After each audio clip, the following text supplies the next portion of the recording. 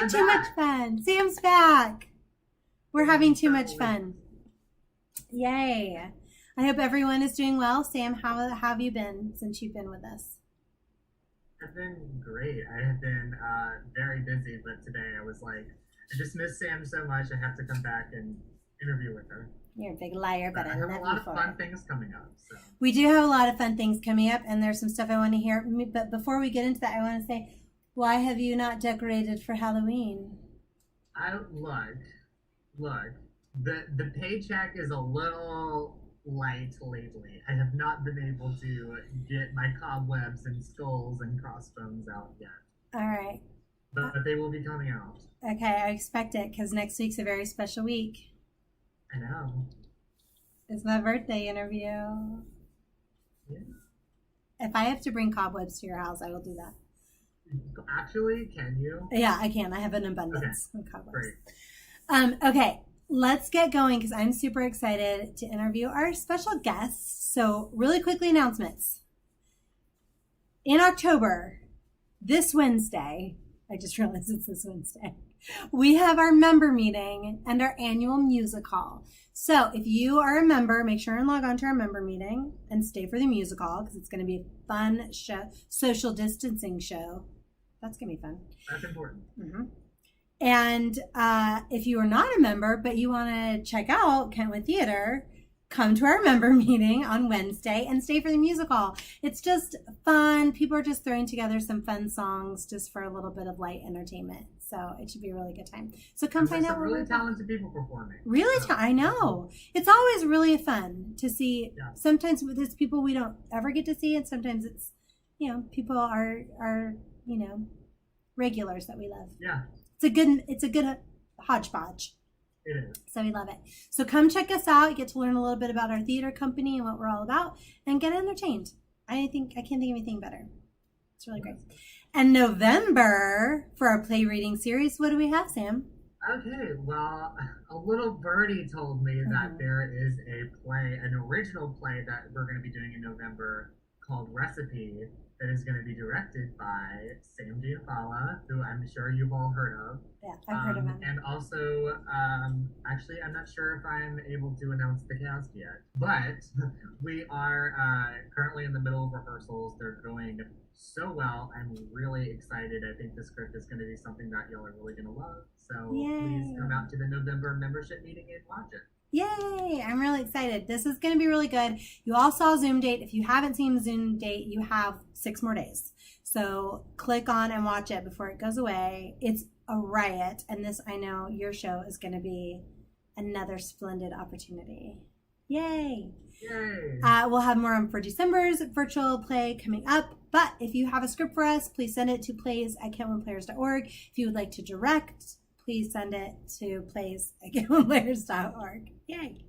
And then also, Kennedy, who was on our show a month or so ago, is doing at LMU a Night of Black Excellence. And that is on Saturday and Sunday at 5 p.m. This coming Saturday and Sunday, the 24th and 25th at 5 p.m. I'm putting the link in the chat here. Tickets are free, and you don't have to be a student or a faculty to get tickets. So make sure you get them before they sell out because I already have my ticket, and I'm really excited to watch what they've been working on. I know they've been working really hard, and I think it's going to be really great. I'm really excited too, and that's on my birthday eve. So I'm putting on my tiara and my mask. I'm going to go vote, and then I'm going to come back and watch a Night of Black Excellence at LMU. I'm really excited about it. Yay! That's all we've got. Those are our announcements for right now. I'm super excited. Next week, what we'll have. Who knows? But I will say this, tonight's guest, I am super excited about. I like to gush over my guests, and then they get embarrassed. But I know, we know. I've never met her before. I know. Tonight, so. Isn't she delightful? She is. And this is my first time interviewing somebody who I've never met before. Oh, this is going to be exciting. Yeah. Well, this is a good one because she is extremely intelligent. I've known her since she was about 11 years old or 10 or 12. Anyway, she's extremely intelligent. She's extremely talented. She's just got the biggest, hugest freaking heart. And I've loved teaching her and directing her and learning from her. And so I would like to bring on Miss Grace Rector. Yay. There she is. Hi, Grace. Thank you so much for joining us. I'm so excited to be here to meet Sam and to see the other Sam. Sam Sandwich, I love I'm that. excited to interview you. You are. You're in a sandwich. You are. Welcome. Welcome. Sandwich. Delightful. Yay, thank you. Grace, I am really thrilled to have this time to catch up with you because you have been out and about doing really great things. Before we get onto what you're doing and what you're interested in now that you're all grown up, I have two very important questions. And the first one is, are you registered to vote? Duh. I know. Yes. I know. And I have harassed my family and friends to make sure they are too. Good for you. That's a good thing. That's a great thing. Have you voted yet? No, but my completed ballot is on my desk, and I just want to make sure that I drop it at the right box so that it will be counted and won't be thrown away. Absolutely. And you can look that up. And I don't have a link for you, but I'll get it if you need to know which are the official voting boxes. I actually was going to also do that. I was going to fill out my ballot and then drop it in one of the official boxes, not the fake Republican boxes. And then, I mean, they're the ones doing it. It's not the Green Party or the Libertarian Party or the Democratic Party. Anyway, so I was gonna do that, but then I decided when I found out that they opened the polls on my birthday eve, I was like, what a fun birthday event! To go vote. I'm gonna go vote. I'm gonna put on my tiara and my mask and go vote. Except if there's a huge long line because I'm afraid of getting COVID, then I'll just drop it in the drop box. You can still wear a tiara to the box. It's fine. 100%. I will be wearing that. Absolutely. I'm surprised I'm not wearing the tiara right now, to be honest. So, Grace, can you give us a little backstory about where you're from, your, little Reader's Digest version of you? This is for my sake because I don't know any of this. All right. No, it's helpful because then I won't leave out anything important. So yes, I'm Grace. I am 21 years old, currently in my last year at Georgetown University, and I grew up in Los Angeles, California, right next to LAX, which definitely fueled my addiction to traveling, but I appreciate it. And I have been doing theater, honestly, since I can remember, probably since like first grade, and doing stupid little, plays that aren't actually plays at my elementary school. And then found Kentwood when I was 8 years old and stayed there till I was about 13, I think. And since then, at least theater specifically, I've done improv and all these other different ways to stay involved. But theater itself, like plays, I haven't had the time for. But yeah, that's me in a nutshell. I love it. How did you first, so you were 8, so I'm assuming you had help in discovering Kentwood? How'd you hear about Kentwood? Absolutely not. It was me. I just, was on Google, like, what? No. I recall going to see The Wizard of Oz with my mom, and I don't know why we were there, but I went with her, and it looked really fun. Either Wizard of Oz or Charlotte's Web. I don't remember. And I was just, blown away by how fun it was. And in my opinion, mom was like, come on, you want to try this? It's community theater. Like, it's a great way to meet people other than the students you go to school with. Mm-hmm. Just because I went to a private, small elementary school, and people were great there, but I was also like, what a great opportunity to meet people from all over. Like, even though it's a community theater, people are not just from Westchester. So she put me in Kentwood Kids at age 8. Who knows if I consented, but I was like, sure, why not? And that lasted a very long time, to the point where she probably regretted it, like driving me home at midnight or 11 p.m. But that was not my doing. Really, like, great, and I'm glad she did push me to. Yeah. I'm glad she did too, but I just want the record to show that was not my doing when people would leave at 11 or midnight. I'm not calling out any names of whose doing that was, but it was not mine. I'm super thankful to your mom for lugging you around to all those rehearsals and classes, Saturday morning classes, opening your home for rehearsals. Yes. How great was that? That was super important and like that was fun. meant the world I just to us. actually we had a reunion with some of our Kentwood kid friends, my Kentwood kid friends yesterday, and it was really funny because we all gathered at my house and we were just kind of reminiscing because I have a little back house behind my house where we would do all the rehearsals, but we've updated it since, and we just all kind of stood in there with our masks on like, wow, like, you know, just memories. And feels like so long ago, and it kind of was, but also, you know, just being together again made it feel very like just as if it were yesterday. I have a question for you. I know you mentioned that you do improv. What originally got you interested in that part of the? And Yeah. I'm addicted to improv. I love improv. It's my favorite thing in the world.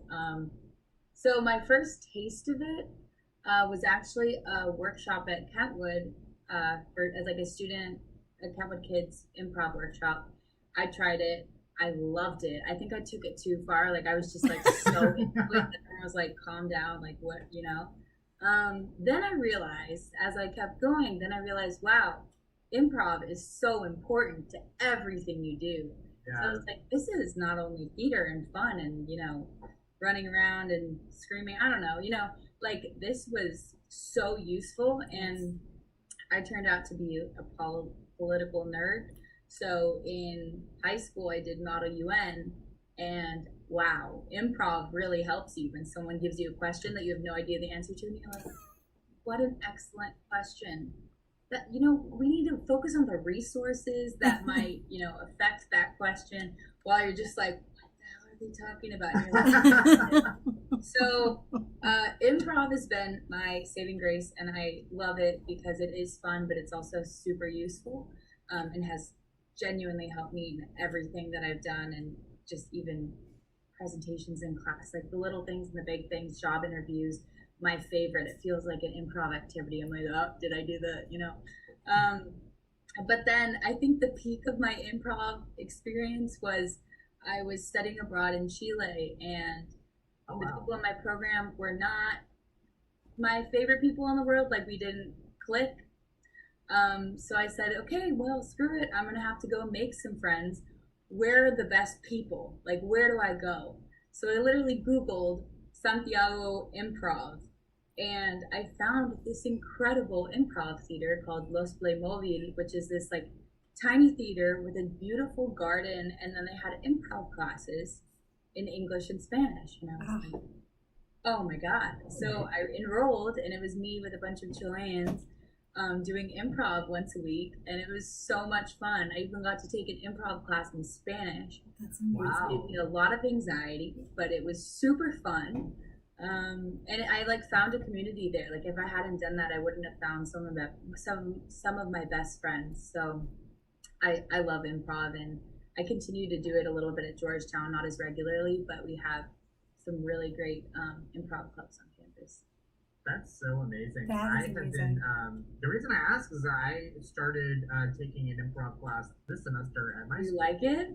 I love it. I'm the kind of person who, whenever I start something new, I like just throw myself into the deep end. And I was like, let me just take a class. And the first class I took, I was like, oh my God, I just fell in love with it. It's so fun. I want to keep doing it. And like what you said about how it helps you in so many other things, it's helped me in my acting. It's helped me in the a million job interviews I've had the past couple of weeks. Yes. Because it teaches you listening. If you're not listening, you're not going to be able to do anything else. So it's like it's so great, and that was really, I think that's amazing that you just went to South America and was like, yeah, sure, I'm going to find an improv group. That's what I'm going to do. That was really cool. Yeah, no, I agree. That speaks volumes that when you're in a situation that you're going, this isn't working for me, I'm not connecting, I feel a little lonely, where can I find my people? I know, theater. I mean, it says a lot. That was the first thing I did when I moved to LA was I literally Googled community theaters near me, and that's how I found this place. And I feel like there's a big difference too between community theater and more like corporation theaters, because when it's community theater, like there's just kind of a bond that you can't replicate elsewhere, and it's like one, people often are from the community itself, so you have that thing that brings you together. People don't have to usually drive that far, but other than that, it's like, I don't know, like I feel like it's not as much about your portfolio or like I'm this, like I feel like the ego, sure, all actors have some ego, but I feel like in community theater it's more of a collaborative effort, and it's like we want to make this beautiful piece of art for our community. It's not like for ourselves. So, and I felt that I got to do a main stage show at Kentwood, doing Miracle Worker, and even though I had probably 2 lines, like just being there and like getting to perform for my community was just really fun, and like being able to invite the frickin' librarian from my elementary school, and she came. I was like, great, and she's like, I go to the shows all the time, and I just saw you, and I was like, oh man. So I think community theater has something specific about it and bringing people together for sure. I do too, absolutely. It's fun whenever you're in a show, and then all of a sudden you look in the audience after, and you see so many people that you know that you have no clue are there, and I think that's a part of it. Is everyone, I think, is so supportive of each other, and everyone wants everyone to succeed and do the best they can. Yeah. And people are there because they love it and they want to be. Not to say like, look, I do a lot of professional theater too. It's not that I don't love it whenever I'm doing professional theater, but when you're doing it, when you're volunteering your time, there's a love there. It's an appreciation for storytelling and the craft for sure. It's interesting that both of you actually honed in on improv, and I think studying theater in general as we're young and we're growing up, I too became a part of an improv troupe at a very young age, and that's what kept me in. That was my family and my friends too. But I think you touched on something that is so valuable, Grace, and that are the skills that we learn in improv, in theater, in storytelling, that we apply in other places in our life. And we have talked on this show a lot about the importance of theater. And you touched on it a little bit, even how it's affected how you were able to use it. I'm curious because now your focus career-wise is not as an actor. So what are some of the things that you continue to use in what you're doing now, and how did it shape your decision making? Yeah, really important question. And building off of what Sam was saying, like one of the best parts about improv is it teaches you how to listen, and not just listen for what you want, but to listen to everything. Yes. And I had a struggle when I was in high school and had to decide between theater or Model UN because it happened at the same time. And I did theater freshman year. I was in 42nd Street, loved it, tap dancing, who could say no? But then I transitioned into Model UN and missed theater, obviously. But then Model UN was kind of theater, except instead of acting as a princess or a officer, I'm acting as a country or a diplomat. Like, it's not Grace, it's like this persona, I would even learn a little bit of the language of the country I was representing, so I could just like throw it at them and then be like, okay, that's all I know, we're done. But in regards to the skill sets specifically, one of the reasons I took an acting class at Georgetown, I literally put like in my application that I think theater is important because it allows you to understand someone else's circumstance and to like be in someone else's shoes, and regardless of if that's a fictional character or a actual other human being. I mean, as an actor, when you're approaching a role, you are like, this person's real. It's not just like a fictional, So I think it's just given me a lot of perspective, the ability to listen, the ability to express myself coherently, because I do a lot of public speaking, and theater is 100% a reason why I'm good at that. And the understanding people, like being in someone else's shoes, is so important, because so often, especially at Georgetown, where you are just, there's so many little baby politicians, like people just hear what they want to hear, and they're just like, okay, this topic, I can go on that topic, but people rarely like say what's important to you, rather than, oh, well, I know a lot about a nuclear energy, so I'm going to talk about that. And I think another thing I've learned from it, and maybe the most important, is how to be a good leader. Because in theater, as a little kid, I was like, oh, I'm a good actress if I just shine all the time and I'm beautiful and wonderful and talented. But if you're great and you don't support other people, you're not great. And if you're not letting someone else shine, then the show's not going to be good. Yeah, they'll be like, Grace was great, but that's Right. not the point of theater.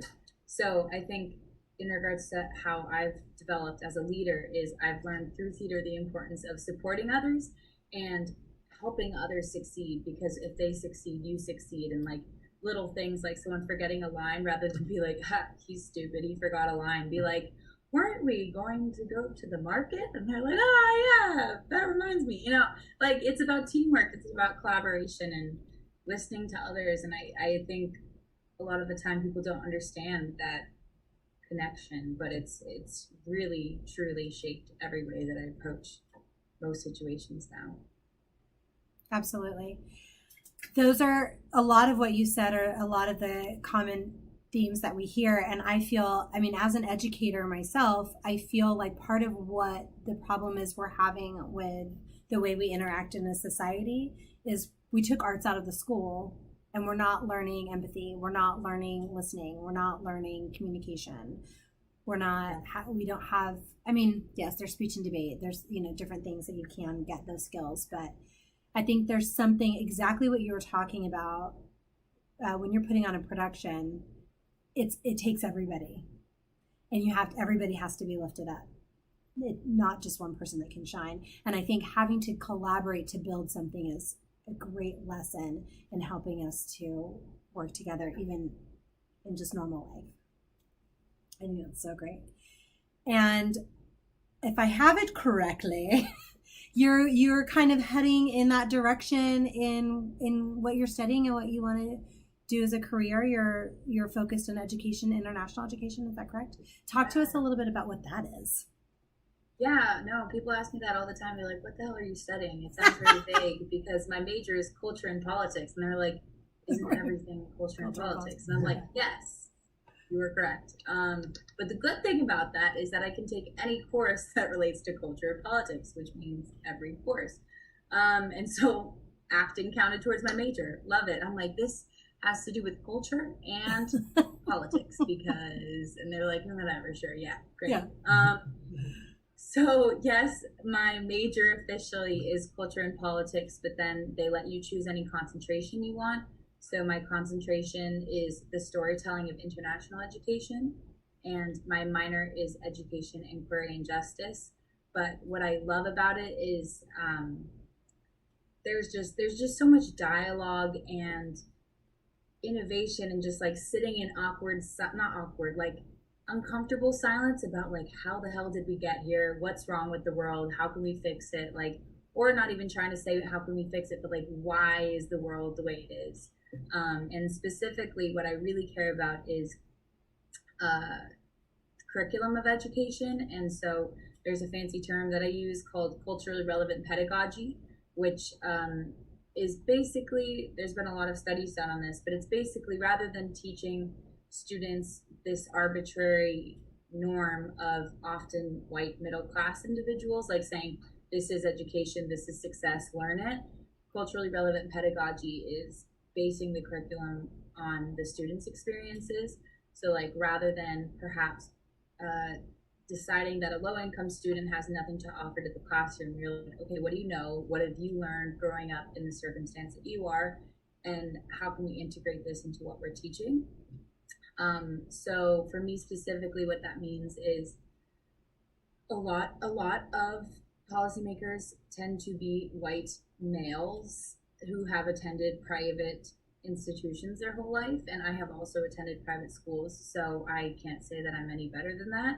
But I think it's just like, my goal in what I'm studying is to make people think more critically about what we're teaching kids and what that says about our country and how and the reason I put storytelling into my concentration is because when we're teaching kids, we're telling them a story, and teachers are supposed to be the whole holders of knowledge. So whatever they say is fact. But if we're teaching racism and sexism and ableism and all these things, then that we're just going to continue to create racist, sexist kids.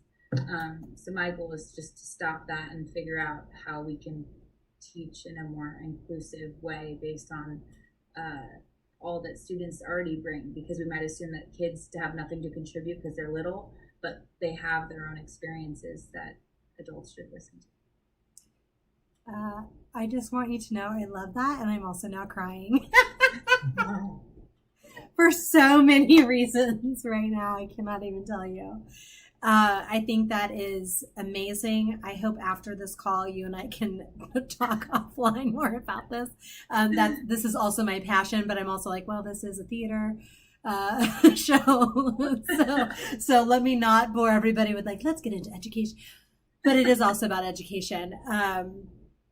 And I think, what you're studying, what you've been talking, just what you talked about right now is nail on the head what has been a problem in our society for decades upon decades. Every stage we needed to go through that stage, right? So the way schools are designed now, we needed it because not everybody was getting an education, and we were going through the Industrial Revolution, but that was 100 years ago. It's time to move on. But I think, and here I am, we've got some comments from the gallery, and I know, Sam, you have some, I know you're itching to talk about some stuff, but Marty and Melody are watching, and I know, and Melody has mentioned twice about storytelling, and kids are whole people, and I think that was one of the things that the four of us, including Drew, that was really important to us whenever we did classes and whenever we did shows, is that same thing of what do you have to offer? I would directing adults. It doesn't matter. An actor's an actor. If you treat them like kids, they're gonna act like kids. Right. So if you treat them like adults, then they'll feel that responsibility. Exactly. And if what we need from you is to tell us a story, then we need to be open to hearing what that story is and how it is you're seeing this character.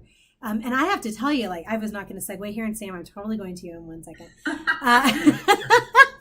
But I have to tell you, one of the things that was really rewarding in the show that I directed with you, Rock and Robin Hood, was you young actors were at a time in your life where you were going through a huge growth of maturity. And it was a little jarring for me, especially with the boys, but because, you were still young actors to me, the little kid actors. But as we were working on this and you guys were sharing everything that you were thinking and the research you thought about, and this is a silly story. This is Robin Hood, you guys. But there were really important themes in there. And I really learned a lot taking in what each of you were speaking about in the experiences you were having in your life. And I think that's spot on. And that show was your show that I just kind of helped keep it in, in the path. But it was really all of your story. And that's what it is with teaching young people. Sam, you had a question. I didn't want to. Yeah, I just thought it was really interesting what you were talking about, how teachers and educators are storytellers in and of themselves. And you don't always think about it that way, but again, they're also kind of doing stuff that they plan. They're also part improvising. So I think obviously there's a lot of correlation between the stuff we talk about in theater and the stuff that educators have to do every single day. My question to you is do you want to be an educator, or what exactly is your goal with the education that you're doing right now? Yeah. So I've gotten in fights with my mother about this because I said I would be a great middle school teacher, and she was a middle school counselor, and she's like, yeah, but you go to Georgetown. I paid so much money for you to go to this nice ass school, so you're not being a teacher. And I was like, oh, taken aback. But I thought, so this whole argument we've had, that Sam just wedged yourself into it. That's my goal, is to stir the pot. I'm done. Okay. No, her thing was how can you create the most impact? And I was like, teachers create so much impact. Like they have those individual relationships. And she's like, so I'm not saying that teachers don't create impact, but I've studied systems and like I work for a social impact organization that like focuses on the bigger picture and how you can scale things. So yes, I think I would be a great teacher in the classroom because I would care so deeply about my students. But I think where I'm at right now and the education that I've received puts me in a position where I can help to train a large number of teachers to do the work that I would want to do in my classroom. So like, you know, there's so many great teachers out there, and there's like a lot of the time people just roast teachers for being bad teachers, but you're not asking them what could help you to be a better teacher, or like what's the best way to connect with these students. Like there's just so many misconceptions in education, of like unengaged students are just kids that don't care. And it's like, you think they don't care? Like they probably care, that you're just not teaching them in a way that makes them feel important.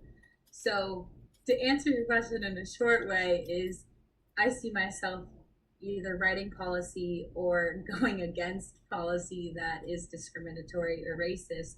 And my dream job is to work for some kind of nonprofit that trains teachers to be more inclusive of their students and to promote culturally relevant pedagogy by maximizing the contributions that students can bring to their own education. I think that's so great in that I think you're right. You can make such an impact because you are, the way that you explain it is a lot better. But it's like you're gonna make sure that these teachers, I was just about to introduce our guest star. Sorry. But you're impacting these teachers that they can better impact those students' lives. And that's just I think that's just such a great thing that you're doing, and everything that you have been doing that we've been talking about, I think is going to set you up to do that wonderfully. And here's our guest star. Is this Katniss? I'm sorry. Hold on. Let me go back to our view. I'm sorry, Sam and Grace. Katniss wants to say hi. I love when Katniss makes guest appearances. She's probably going to ask for a raise after this. Yeah, she's already been demanding her union breaks and everything. So such a diva. She kind of deserves it though. She is the star. She is the queen. She is the queen. The K in KP Live stands for Katniss. And the P who's P. Yeah. The Katniss is players. Yeah. There we go. But I'm sorry. So Sam, yes, you were saying. I said what I needed to say. I just segued right into talking about Katniss.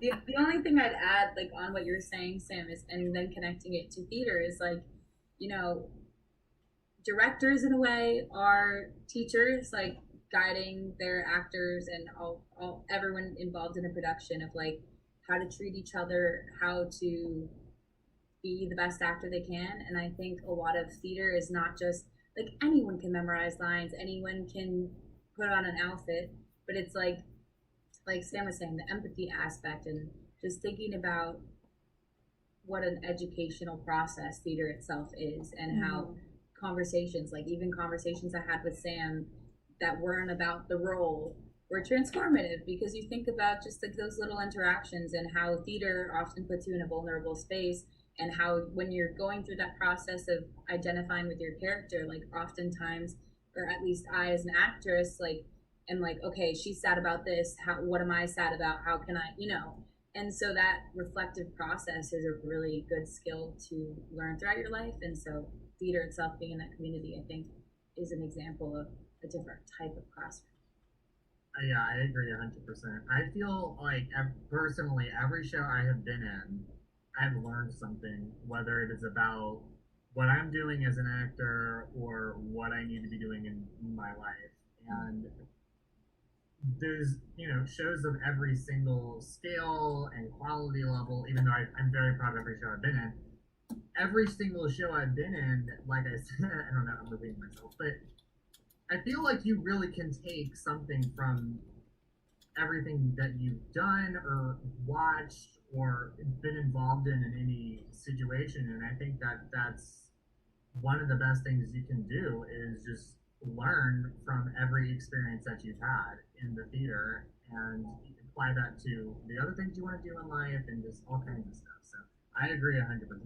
Yeah. Dave Park, one of our viewers, says his son and his son's high school drama teacher is still in his life and a huge influence. Same for me, and I'm 25 plus years old. Mine too. I mean, I thank her every day for introducing me to this world. Yeah, and I think we all have a teacher in some subject or something that has influenced us that we still keep in contact, or a few. And Grace, I have to say, I think it is wonderful that you're looking at policy and how to affect change and to bring about more equity in the school system, which is huge. That has been a lifelong drive, actually, for me as well, because as a teacher, I started teaching not long after college, but about 2 years, I guess, after I graduated. And that was rewarding. And yes, being in the room and caring about your students is very rewarding, and seeing their growth is amazing. But you learn very quickly as soon as you start in this system that there are people that are left out of it. And it's also not educating humans where we are right now in our evolution. It's way behind where we evolved to. And so I think that's great. It's necessary. It's been necessary for a long time. I can't think of a better person to be out there doing this. And I mean this not just because I love you and I'm completely biased, which is also true, but also because you have proven that you are intelligent, that you are a critical thinker, that you're able to set goals and follow through with them, that you are open-minded, that you gather information before making a decision. These are all extremely valuable skills that are needed in how to affect change. So I think that's wonderful. Fingers crossed. We'll see. There's a lot of people out there. I have faith in you. And so Dave also says, I think theater is the best teacher of responsibility for kids. I agree with you, Dave Park. I mean, it really is. You have to be in charge of your own stuff. Your parents not getting up there saying those lines for you and doing that blocking. That is not happening. No, I think that is great. I love that. I want to switch gears just a little bit because another really great thing that you're doing is you're writing a book. How'd you know? Well, TMZ happened to mention it last time I was watching that show. It's all over the socials. So everybody follow Grace on the socials and get updates on this book, which, by the way, I pre-ordered. Just throwing that out there. You can pre-order it. That just leaves one person, Sam. Grace, tell us a little bit. If I have a paycheck, I will let you know. Great. Which is coming soon. Let us know a little bit about what this book is that you're writing. Yes. So I'm writing. It's been a crazy 2020. I'm sure everyone else can agree to that. I don't know what you mean. No. There's a pandemic. Nah, I didn't. Yeah, just keep it that way. Just stay in your house. Yeah. It's a fashion statement. Everyone's just into masks now. I don't know why. I Comedia. saw everyone doing it one day and was like, "That's kind of cute." It's kind of cute, Yeah, right? yeah, it's cute. Don't have to brush your teeth. You just keep it all in, right? Well, Admit you're good. Anywho, I do brush my teeth. If anyone was wondering, thank you. So this book that we're discussing. Yeah, so it's been a tough year. I, in February, lost my mom, and she was a single mom, and I was her only daughter. Our family was very small and tight-knit. As I said, she was the one who introduced me to theater, and it's just been my guide in everything. So losing her was really, really, really, really, really difficult. Still is. But just by coincidence, like, literally 2 weeks after she passed away, someone at Georgetown reached out to me, a professor, and said, "Hey, I'm leading this class called the Creators Institute, which helps students write their first book."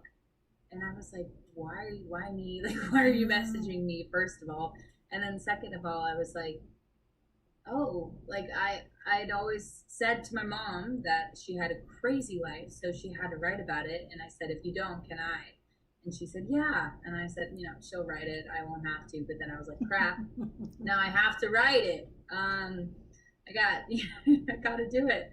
So it has been the best process ever. I actually just finished the draft on this weekend, so it's happening. It's really no longer just a pipe. It's happening. But in a nutshell, this story just explores the relationship of my mom and I. She was an extraordinary woman, and all the lessons that she lived, I learned. So tying in that metaphor of the education and theater, and like just having that education process happening, she just lived those values, and I internalized them. So the book basically shows how she taught me those lessons, how I struggled with her health a lot and how that impacted me. And then finally, after losing her, how I realized, like, crap, I have to do these on my own. And like, what if I don't have her wisdom? But then realizing that growing up with her, 20 years of Pam was more than most people get. So I decided to write down all that she taught me in this book for me, but also for anyone that wants to know anything, because she is one of the wisest people I know. And I'm just so excited to share it with everyone, because it's funny, because she and I are funny. It's heartbreaking. It's full of travel stories and even some romance, because college. But it's you'll have to read it, Sam. But yeah, it was just such a great experience writing this, and I'm really excited to share it. So like Sam said, my Instagram for the book is the Rector Girls, and if you want to pre-order it without knowing me, if you go to bit.ly/the Rector Girls, capitalize the Rector Girls, and then dash pre-order, you can find it. I will put, for everyone watching, I will post that in our comments on Facebook, Insta, Twitter, and YouTube.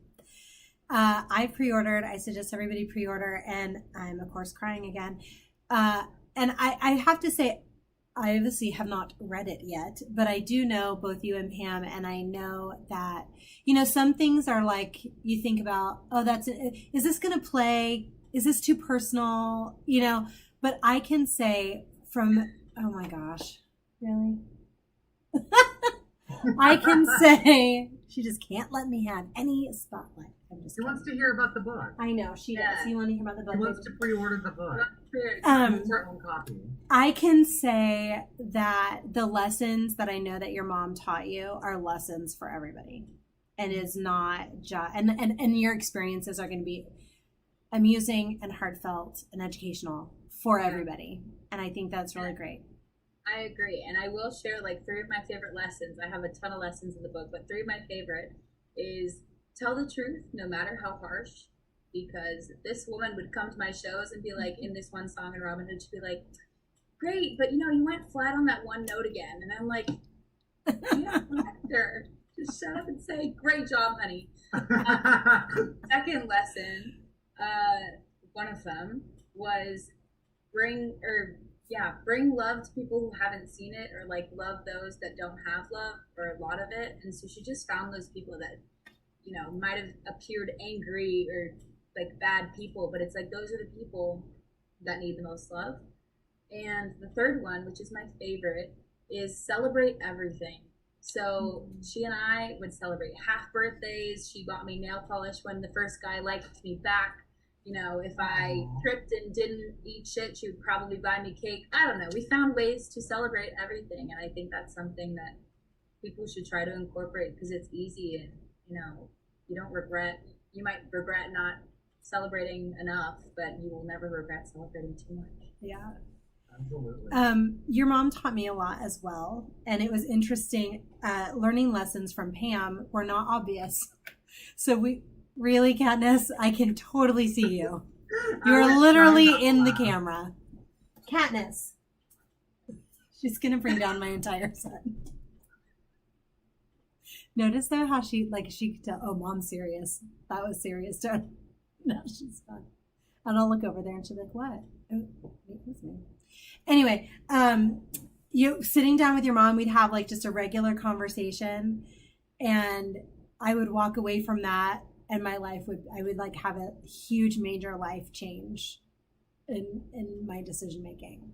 And then What'd you do? And I would think, how did that even happen? But it was just a conversation. And the other thing I was going to say is something about celebrating, and this was so impactful, but I remember, this might embarrass you a tad, but I remember when you cycled into womanhood. Yes.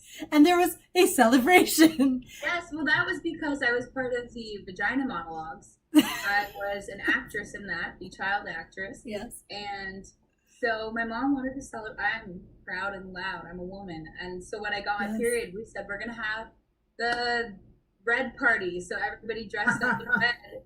And we celebrated my transition to woman. Yes. And Melody, the director, is on our chat right now, so I'm sure she's getting a huge kick out of this.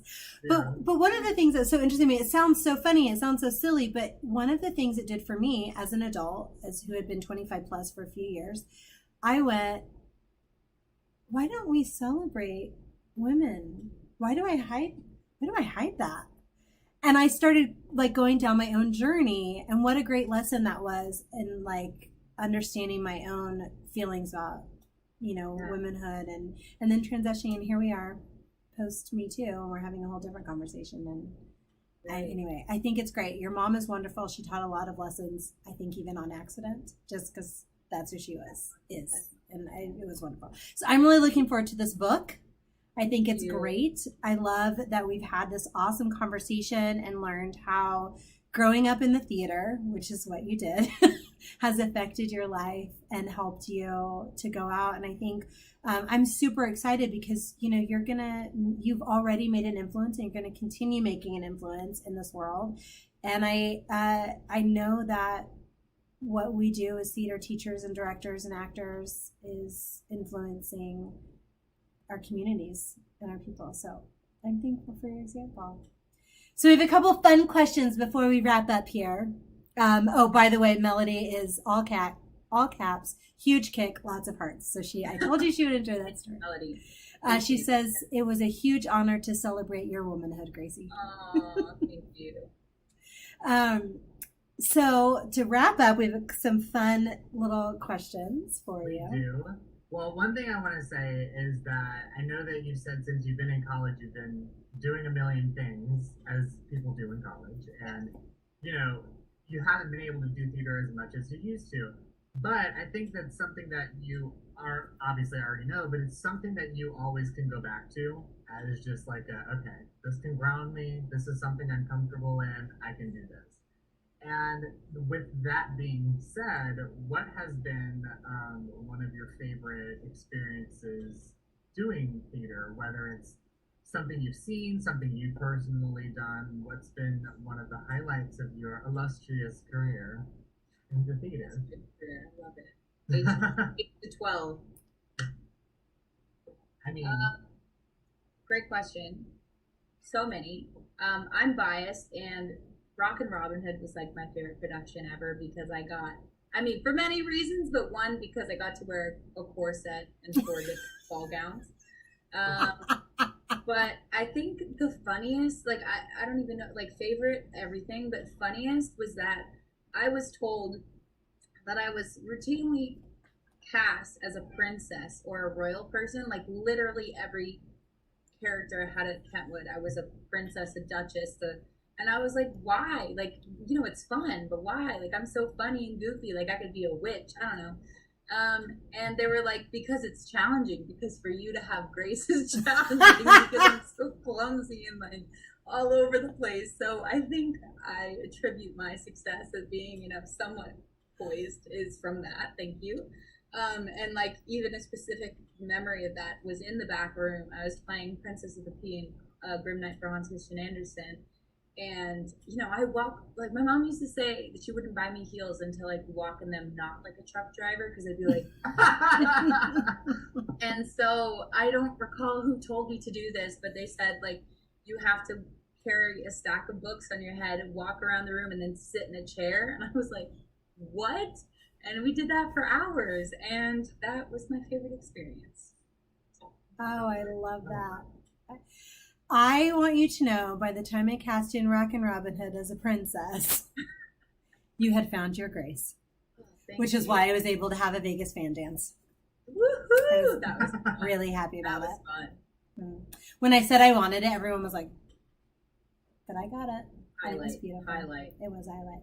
Do you have a crazy debacle where anything went absolutely wrong, a show that went wrong, a character that went wrong, something you observed, anything? And it's okay if you don't. It's also okay if you don't want to share. So many, I can't even pick one. I mean, name a show like in which something didn't go wrong. That's a really excellent point. I guess a chronic issue was every time I go on stage or I'm about to, I always have to pee. And I'm like, I just peed. Gosh. I just peed. And then I'm like, crap, but what if it's this time, I never have to pee, but I just have to pee. So that's a chronic issue. I have that same exact thing, by the way. Yeah. And another issue that I can remember now, I'm sure that something really funny will come to me as soon as I hang up, was when I was in Willy Wonka. Yeah, Willy Wonka. I was on stage, and I was having a scene with someone, and then they walked off, and then another guy was supposed to come on, and he didn't ever. So I was just like, da da da da da. Da, da, da, da, da. And I was like, listening for movement backstage, like, is he running? Is what's happening? So I'm just like, yeah. Mm-hmm. So then I just end up having a monologue. I'm an 8-year-old doing a monologue about whatever the hell was supposed to be happening. And I find a way to gracefully get off stage. I don't know how I did it. I just was panicking. I think I blacked out, so I don't remember a lot of the details. But I went off stage. I was like, where the fuck is Andrew? Oh, no name, so well. It's okay. Who knows where he is? But then I went upstairs, and he was playing Pokemon. Oh. In the green room. Just playing Pokemon. And I was like, hey, you know that scene? Your scene? Where were you? And he was like, so. First of all, you can just say Andrew's name because he left you on stage by yourself for an entire scene that you had to invent and improv and monologue. But also, whoever stage managed Willy Wonka is also grounded. And I know who that is, and I will call them and ground them. Great. That's a popular debacle as people talking about when other people miss their cue. You think, like people that like to be the center of attention, they're like, oh, a monologue, but when you're not ready for it, No. It's stressful. But thus began your improv career. That's great. I love it. Exactly. At the age of 8. At the age of 8. Yay. Real quickly, last question. What would you like to see when we come out of this zombie apocalypse? How would you like to see the world move? And what would you like to see about theater? Or do you think like theater had a good run, we just need to kind of kiss it goodbye and move on to film and television? Just kidding. I can't believe I even got those words out of my mouth with a straight face. Oh man, no, I have so many friends in theater that like this whole thing just was so sad. People that had their opening nights coming up, and Sam did. My heart. What would I like to see after all this, if it ends, hopefully? That was a finger cross, but I'm just like so anxious that I was like, I can't. Honestly, like, so it's so small, but like hugging people, like it's just. I'm such a social, huggy person, and I just miss hugging people, high-fiving people, like just like, caressing somebody, like, oh, I love you, you're so great, like just the little things. I mean, world peace, all that is great too, but like physical touch is getting to me. So I look forward to hugging all my closest friends, potentially strangers on the street, like, it's dead, come here. Yeah. So I can't wait for that, to hug someone. I love that. I think all three of us are 100%. We're all very hug. We're all All very touch is our touchy. love language. Yes. Yeah. I think Absolutely. I think that is beautiful. I cannot wait for that. I cannot wait for that. I also just want to point out lesson number 2 from your mom: loving people who may not have love in their life. So I feel you. I feel like when we get out of this, if we can all just kind of hug and offer love to everybody, that's going to do a lot for healing and bringing us Absolutely. closer. Grace, thank you so much for joining us. You are an amazing, Yeah, wonderful. It was so good human. to see you guys. Nice to meet you, Sam. It was nice to meet you too. Yay! So I hope you'll come back when your book is released, and we can talk more about it. And I wish you all the best, and I can't wait to see and hear all the great things that you're doing. So yay! Thank you so much, everyone. We will see you next weekend for my birthday. I'm really excited about it. I hope everyone wears a tiara. This is what I want for my birthday. Everyone in a tiara, and everyone to vote. I'll find a tiara, and I've already voted. So Yay! Thank you, Sam. Yeah, take a picture in your tiara and voting, and send it to me on Facebook. I would be forever grateful. All right, love you all. We'll see you next week. Take care. Thank you for watching, guys and gals, and not binary towels. I can't wait. Hold on, I gotta find the. No.